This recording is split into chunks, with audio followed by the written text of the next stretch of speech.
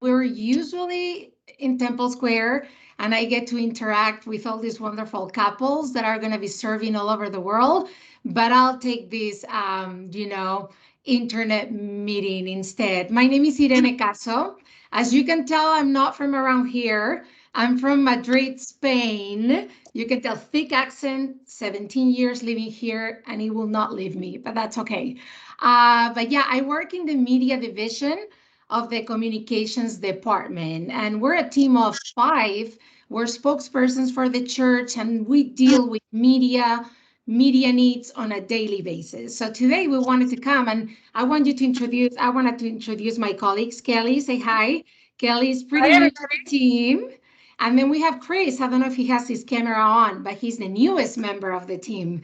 So he's here to observe and he'll be doing these trainings as well, Murdoch. So yes, you know that you can invite Kelly and Chris as well. But I'm happy to be here. What we wanted to talk to you a little bit about today is about understanding media. And I know that sometimes dealing with media is like, ooh, media. We sometimes are nervous about dealing with media. And I think that's why they like me or Kelly or Chris to come and talk to you because we were media 2 minutes ago. We were media. I was a news anchor and a news director for Univision here in the United States in different markets. Kelly has worked with CNN for many, many, many years.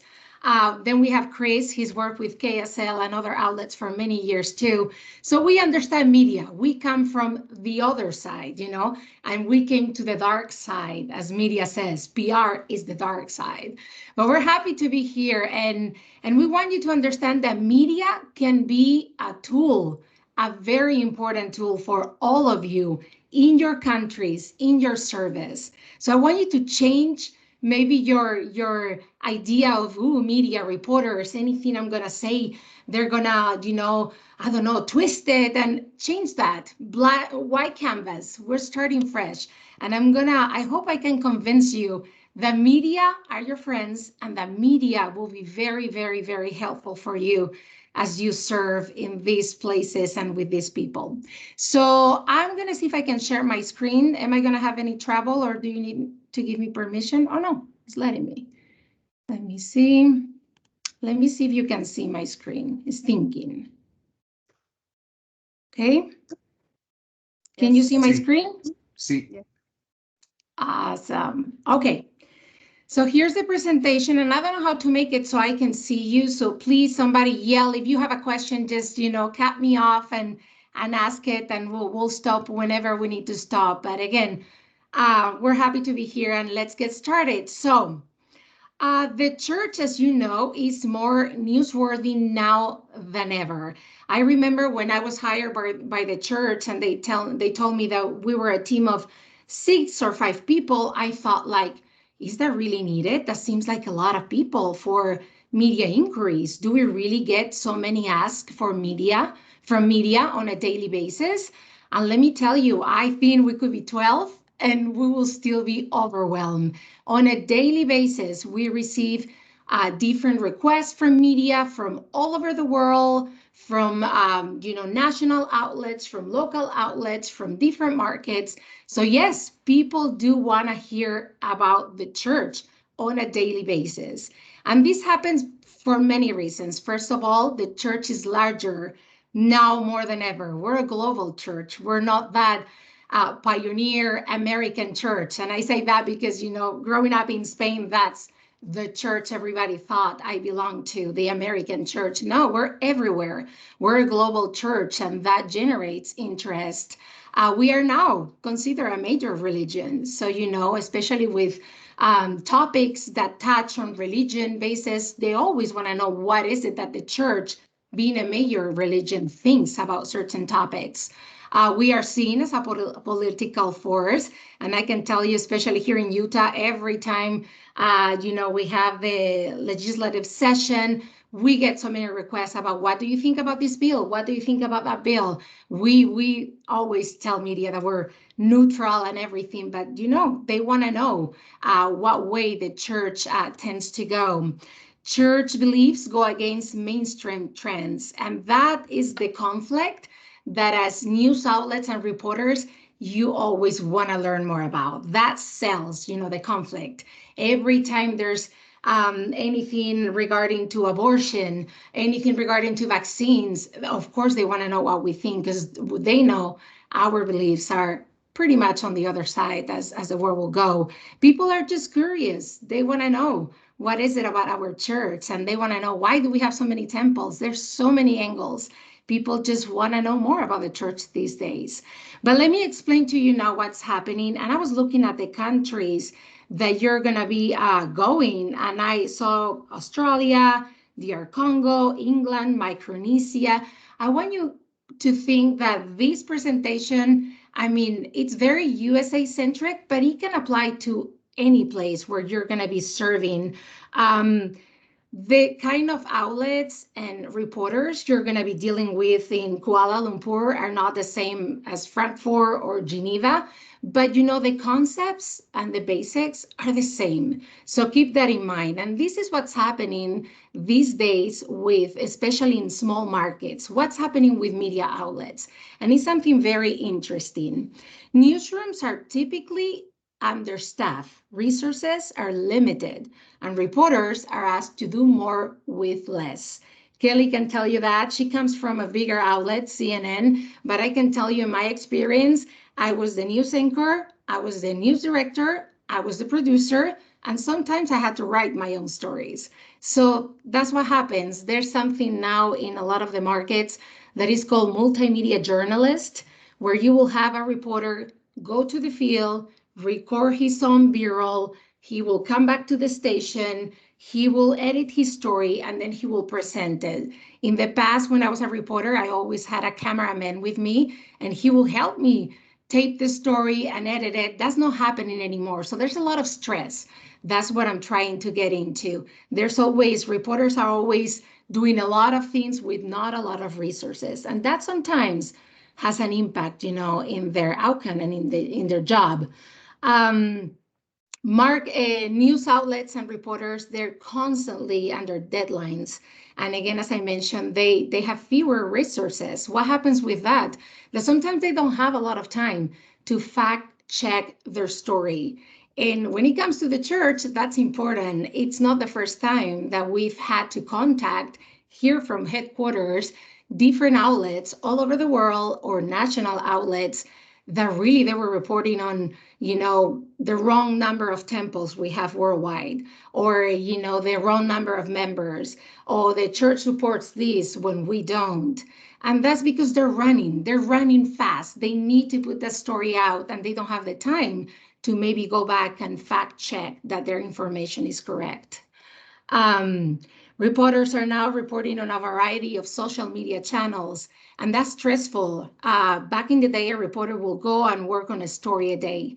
We know now that the news cycle is 24/7, so that's a dream. No, they have to put a story at 9, they'll have to do a midday one, then they'll have to work on a website story, then they'll have to do social media interactions. So it's a lot. They do have a lot on their plate. And I want you to keep that in mind, because when you interact with them, you need to make their life and their work easier, so the outcome is positive. But we'll talk about that later. So a little glimpse into our reporter's life. Again, they're on call 24/7. Kelly knows that, and we know that it's a nonstop, because again, the news cycle never stops. They work long hours, odd schedules, high pressure. They're under constant deadlines, as we mentioned. They rarely have time to flesh out a story, what we were talking about, like really making sure that their facts are right. And then they're competitive. They hate being scooped, so they're gonna be aggressive when they want their story. They want a good one, they want exclusives, and they'll do whatever it takes sometimes to go get those. And then their natural instinct is to question, dig, and probe. So don't think that reporters, they're always so mean. It's the nature of the job. When you have 3 reporters working on the same story, they need to find a different angle. They need to find a juicier angle. So It's their nature, is not their personality or anything against the church. Sometimes, you know, the standard is very high for them, and they'll go and do whatever it takes to get their story. So that being said, sometimes we think, okay, so do we need the media really? Or is it that maybe they need us as well? And this was very eye-opening to me, because it's true. Sometimes we always feel, oh, you know, we always go to media when we want promotion of certain church related things. But let me tell you, sometimes media are grateful that we're reaching out, and we'll tell you, I'll explain why in a minute. So media can be a wonderful tool for you to help you accomplish public affairs objectives. As I was mentioning, sometimes the areas have different objectives and goals, and sometimes, you know, they want to publicize certain events. That's when you contact media. They help us promote things. Again, media help us, and they're our gateway to share stories that shape public perception of the church. They're a great tool when there's like a misconception about, you know, us members of the church being a certain way. It's so wonderful and refreshing when we have outlets that will report on the other side and help us, you know, with way more than reach that we might have, share that message. And then they're a great tool, again, to invite people to church events and initiatives. Just this morning, I sent a media advisory to about 100 media representatives and outlets about a groundbreaking that we have this Saturday. We do want people to know that we're building that temple in this part of Utah, and we want media to come to do interviews, to report on that, and then to share with neighbors in the area and with people. So see, that's just this morning, I was inviting media for one of our events. And again, as I say, they help us to clear misconceptions, which you know, they still happen, especially in countries where we are not so well known. They're very helpful, so they get to know the church. But let me tell you, why do media need us sometimes? They need content. And I'm telling you, being on the other side and having to put 3 newscasts a day, you don't want to repeat the same things all over. So sometimes having stories that they might not be the breaking news story, but little pieces that can fill their newscasts, that can fill their publications, is very helpful to them. So they do need content, and most of the times they're grateful that we are providing it to them. Also, by interacting with media, you can become a resource for reporters for interesting stories. It won't be the first time, and Kelly and I, we just met with an outlet about a couple of weeks ago, where the outlet was asking us, okay, what do you have coming up? I need to work on specials, and what are some of the initiatives or ideas you have? So you can become that tool for media, you know. Do you have something that I can work on? And it's so refreshing, and it's so great when media come to us asking for, do you have something I can share with my audience? Those moments are the highlights of our life. And then they can come to you for accurate information and fact checking. And this is important. I do have that experience. There's a local reporter that works for Spanish speaking TV station, and he's very new to the state, but he's not a member of the church. So he all of a sudden has to report on a lot of things that are church related. So this reporter knows now that he can come to me, and he will shoot me a little text saying, Irene, I'm about to record my stand-up. I'm in front of the temple. Is it okay if I say this? Does that make any sense? And let me tell you, that's refreshing and that's unusual. And I so appreciate him wanting to come to me, a good source, a reliable source, to fact check that what he's reporting on or he's going to say, it's according to the church, is true, and it makes sense. So that's something that you can become. Why not in your areas that you're serving? So based on what I've told you, by this point, you know that the most important thing is to develop and to create media relations. You're not going to receive texts. Oh, sorry, I got a message. You're not going to receive texts from reporters in your area if you haven't done your homework beforehand, right? So you need to create those relationships with media outlets, with reporters, with influencers, with opinion makers in your countries and in your areas. So how do we do that? I want to share a few tips. And again, we'll go very quick over these because I would like to see if you have any questions. And I would love for Kelly and Chris to also pitch in. But these are things that might help you. And these are things that they're based on my own experience when I was on the other side, in experiences that we've heard from media outlets and reporters in these markets.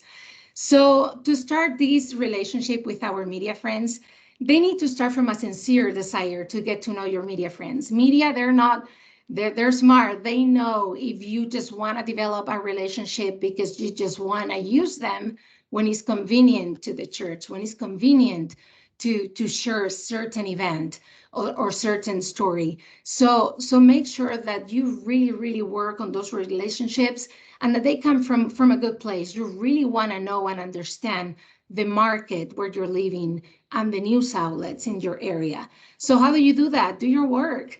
You know now where you're going to be serving. Go online and see what are the main TV stations in England, or what are the main TV stations in Frankfurt and West Africa. What print outlets do they have the most reach, or which ones are the most? That's homework you have to do. And maybe, is it that you get to the area and you already have that information, I would assume, from other people or from your public affairs representatives in the area. But that's a great start. Get familiarized with the outlets and the media that is in the area you're going to be serving. How you do that too, you can follow. Once you identify the outlets and the main reporters or anchors, follow them, not in a stalker way, be careful with that, but it'll be helpful to follow them on Twitter, on Facebook, see what kind of angle they take on stories. Are they more sensational? They like more the breaking news style? Are they more like feature stories? So you can get to know them, because getting to know them will help you pitch. And when we say pitch stories to media, is when you call media and say, hey, I have a story that you might be interested in reporting. So getting to know the outlets and the reporters in your area will help you to be more successful in doing that. And then this is something, as I mentioned, that we do, but I would not recommend wanting to meet with them unless you are in a position where you're very, very acquainted with them. You have a relationship already going. And then that's what we do. We meet with outlets on a monthly basis to see, how are you doing? How can we help you? I really like that story you work on, or that story really, you could have reached out to us and we would have provided a voice for your story. So anyways, but that I think is, further down the road for you as you go to your areas. What are some of the things that I would encourage you not to do? And these I've gathered from reporters and outlets that I work with. I told them, what is it that bugs you when PR people or us, the church, reach out to you when we want to, coverage or something? This is what they told me. The first person told me, pitches or those calls or stories, they need to be timely and targeted. Too many times I got pitches that had nothing to do with what I cover. If they get to know the journalist and his or her work, it will be easier to know what to pitch. I cannot reinforce this enough. It's silly to try to pitch to, I don't know, like a financial newspaper service project story. It doesn't make sense. So keep that in mind. And it's kind of like says a lot about you when you pitch something to an outlet. It's like he hasn't even done their homework. They don't even know what I cover. So I would recommend you do that. Follow-up is important, but not to the point that you become annoying. I remember when I was a news director, and again, it was in the church, but it was a PR agency that sent me media release. So I got it on my mail, and as I was reading it, I got a phone call. I grabbed the phone. It was the same person that sent the email, and he wanted to make sure that I have gotten the email. And I say, yes, I'm reading it. And then I hang up. And I think it was maybe the next day that he called again. So what is it? Are you interested? That's what I'm trying to say. Like, it's important that you follow up, but make sure that you don't push too hard, because again, that's not well received. And I can tell you by personal experience. Try to get to know the journalist first and establish a relationship. It will make pitching stories easier when they know who you are. It was, in my experience, very different. Get on the phone when Eric Hawkins, who today is my boss, called me. I knew Eric. I worked with Eric in different stories, and I knew that if he was calling me, he had a good story. I knew he was not going to call me for, stories that he knew I was not going to be interested. So try to get to know. Again, I keep reinforcing this, but it's important. It'll help you to be successful. And then don't inundate reporters with pitches. I stopped paying attention to those who constantly send material. Be strategic in and when and how you pitch. I know in the church we get so excited about everything we do, and we think that everything, oh, this will be for sure a great news story. I'll say, yes, go for it, but also understand that sometimes when you send too many things to a news outlet or to a reporter, there's a point that they stop paying attention because they know, he sent me 5 stories that that they don't fit in my outlet or in my the topics I cover. So be strategic, think about it, and don't get overexcited about sharing things that we think as members are so important. Put your media outlet hat and think if that's still the case.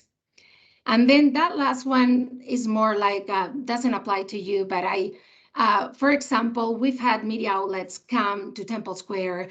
And I remember my first time in this other job, as working in the communications department, I was so eager to help them. And I was so eager to make sure the shot was right. And I was so eager that everything was perfect, that I know that I was annoying to that outlet. So if that is the case, then maybe you get an opportunity to invite an outlet to church, or to invite an outlet to a groundbreaking in your area, or any, media event. Make sure you give them space. That's more a tip for me. So I remember not to do that in the past, but, treat media with respect. And again, don't be overprotective. Most media outlets are professionals, and they know, and we need to trust them at some level. So that being said, now for the last part, what are some of examples of stories that maybe when you go to your area, you're going to find that they're newsworthy? And those are the stories that probably you should be pitching and talking to media and contacting outlets if that's the case. I have a few examples, and we're going to go through them very fast. Seminaries and institutes. I don't know what's the situation in some of the countries you're going to be serving, but that's something different that we do as a church. We really put a lot of emphasis on the study of religion for our youth, besides and our young adults, besides Sundays. So in this case, and this is a good example, this was an outlet in Ohio where the Pew, which is an agency that does reports and research, had a study that said that the youth was losing interest in religion. And it was a national trend, and the youth were not interested in religion anymore. Our locals in that area saw an opportunity. They thought, hold on a second, that's not the case for our youth. We still do a daily seminary. We have institutes. We on a yearly basis change the classes. So they pitched this to an outlet, and it was interesting because while the national trend was different, members of our church, the youth of our church, were bucking that trend. They were doing something different. So that was a very positive story that returned in that local newspaper. Missionaries always generate so many stories. I think that's one of our missionaries are our ambassadors for the church. It might be that in these countries, sometimes they don't know a lot about the church, but they do know about the missionaries, the young couples that go with the tag and everything. So there are always a lot of stories that you can do with missionaries. And I know the missionary department is very open to work on and to let people and outlets, especially in areas where we're not so well known. They're always eager and very I'm happy to help with Missionary Stories, a day in the life of a missionary, and many, many other angles. In this case that we have here, they did a story about, okay, for 2 years, year and a half, these young people unplug, literally unplug from TV. So what is it that they do when they come? They have to catch up on a lot of their favorite shows, and in this case was Star Wars. This was more a feature story, a fun story, fun angle. But again, what a great message. We're letting readers and people in that community know about missionary work and the big sacrifice that these people, young people, do. If we're not also by anything else, is because of our service projects, our welfare projects, church farms, bishop storehouses. Those are always media attention grabbers. We do receive a lot of inquiries here in headquarters about, all the humanitarian projects the church is working on. And it might be a project that is happening in India, the other side of the world, but we have outlets here in the USA that want to report on that or would like to know, especially right now with COVID. We've been talking nonstop about the many, many things that the church has been doing all over the world. So that might be another opportunity in your areas. If you have a service project, and it can be as big as India or a welfare project, or for example, this last weekend, we had about 2 youth in St. George cleaning national parks over there, state parks. And we did have a few outlets just cover that. It was a good, positive story. 2,000 youth from the church devoting 3 hours of their Saturday and their weekend to clean trash that was left by tourists in those areas. Little story, but it did get interest from media.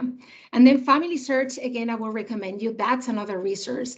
Family Search, I think it's constantly, if you go to their newsroom site, they're constantly releasing new records.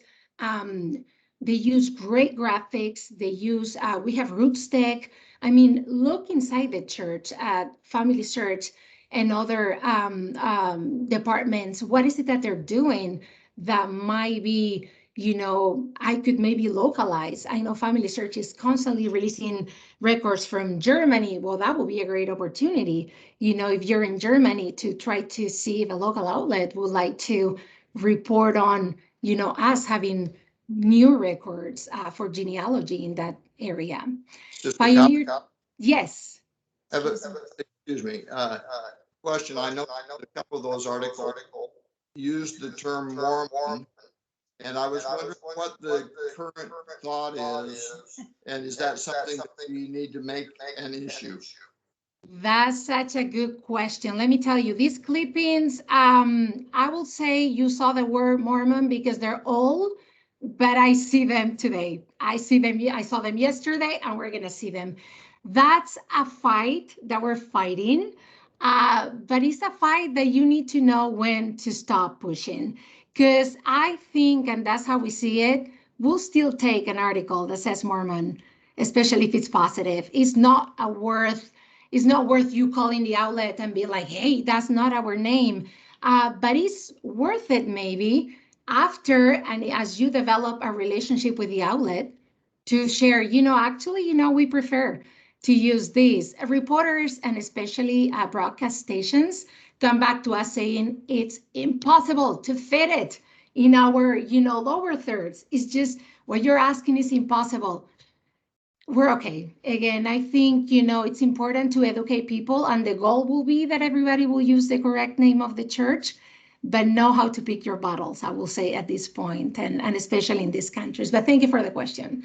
That's very good. And I think I have only two more screens, and we can move on to the questions.